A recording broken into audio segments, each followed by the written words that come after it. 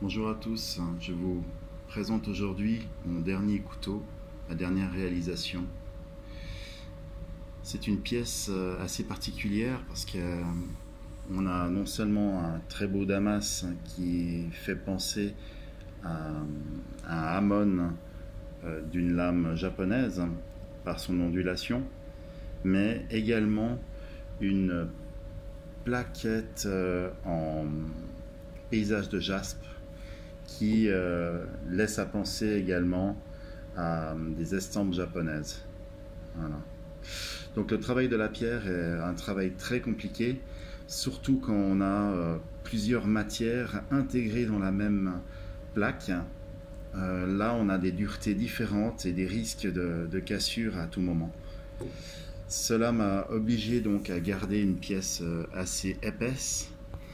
Alors, c'est pas dérangeant du tout pour la prise en main, hein, même plutôt inversement. Voilà. Je sais pas si vous voyez, c'est toujours un peu délicat de filmer et de montrer en même temps. L'anneau en argent 925 millième à l'arrière. Voilà, on voit le poinçon. Hop, ça y est.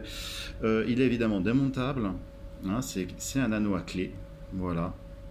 Ce qui permet en fait d'avoir une très très bonne prise en main au niveau de l'arrière du manche.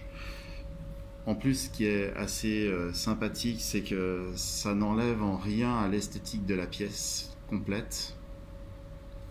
Et si on enlève l'anneau, on peut glisser les mains plus à l'avant, et à ce moment-là, ça devient une pointe de défense tactique. Voilà. J'essaie de faire une... Ah, on voit mieux. Ok, donc c'est un plat de semelle avec un dégradé au niveau du tranchant. Le biseau du dégradé est sur l'entablure, c'est-à-dire que jusque là on est plat et à partir de là on a la pente. On a une entablure en arrondi, donc les couteliers savent que c'est un truc un peu merdique à faire. Ce qui emmène justement la possibilité d'avoir une lame très épaisse et très fine finalement. J'ai choisi une émouture plate pour garder de la solidité du fait qu'on est sur un damas mosaïque quand même ondulé, hein, donc il reste solide. Voilà, donc après on a un tranchant et un aiguisage en pointe.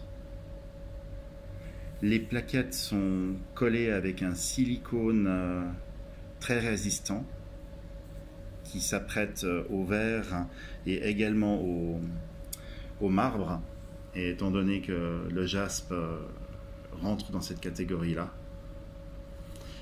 On a une résistance de 450 kg au centimètre carré. Donc pas besoin de mettre des rivets, hein, je peux vous dire. La pièce est équilibrée au niveau du manche. J'ai pas pu faire mieux.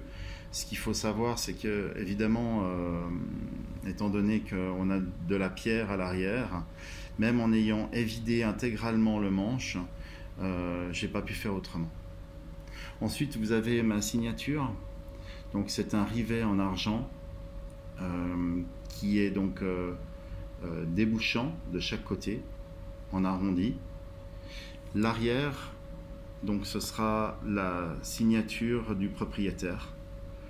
Voilà, donc là on va encore faire le nécessaire tout bientôt. Ok, bah, j'espère que mes pièces vous plaisent toujours autant. Cette pièce est une pièce un peu particulière du fait qu'elle est tactique. Elle a son esprit japonais, tanto. Je m'excuse encore pour la vidéo, c'est compliqué avec ces reflets et puis la luminosité. Mais bon, vous voyez la qualité du travail. Voilà. C'est une tempe intégrale, j'avais oublié de le dire. Et on est en 1095, 15N20 au niveau des aciers pour le damas. Voilà, à tout bientôt, au revoir.